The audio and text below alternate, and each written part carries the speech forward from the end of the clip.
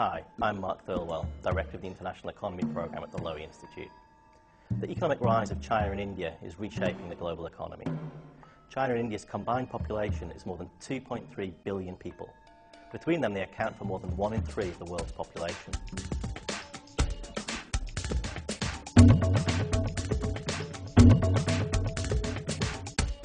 Their reintegration into the world economy is reshaping the economic and the political landscape.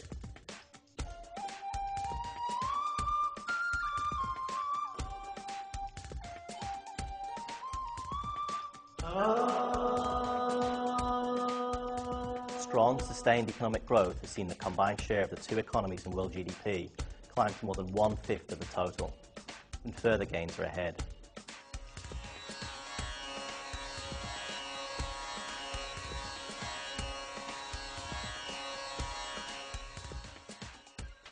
This shift in the geography of economic power obviously has important implications for the world economy, but it will also have geopolitical consequences.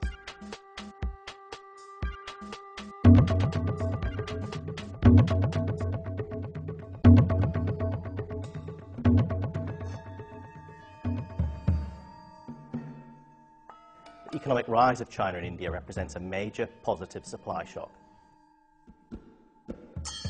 One way to think of the sheer scale of this shock is to look at the labour market.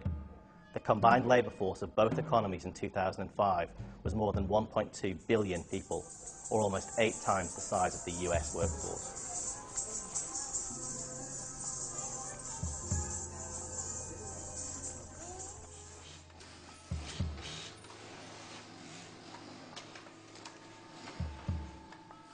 These additional workers represent a huge boost to potential global output, but the adjustment strains are also likely to be significant.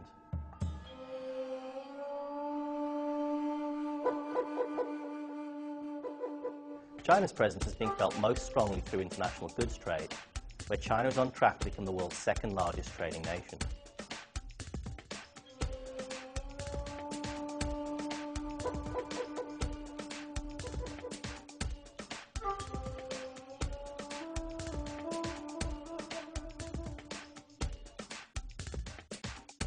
As part of this process, China has also become a major manufacturing power. One important consequence of China's export model has been strong downward pressure on some international prices.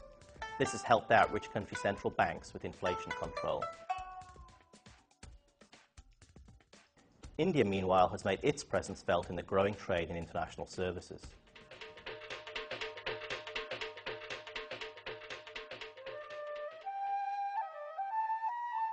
India's ability to compete in these service sector markets, alongside much richer economies, represents a dramatic change to the global trading environment. China and India also represent a major demand shock for the world economy. Industrialization and urbanization require inputs of resources. China is already a major source of growth and consumption for many commodities. This demand shock is particularly evident in the oil market, with a growing share of global consumption. Strong economic growth and growing demand will, of course, also have important environmental consequences.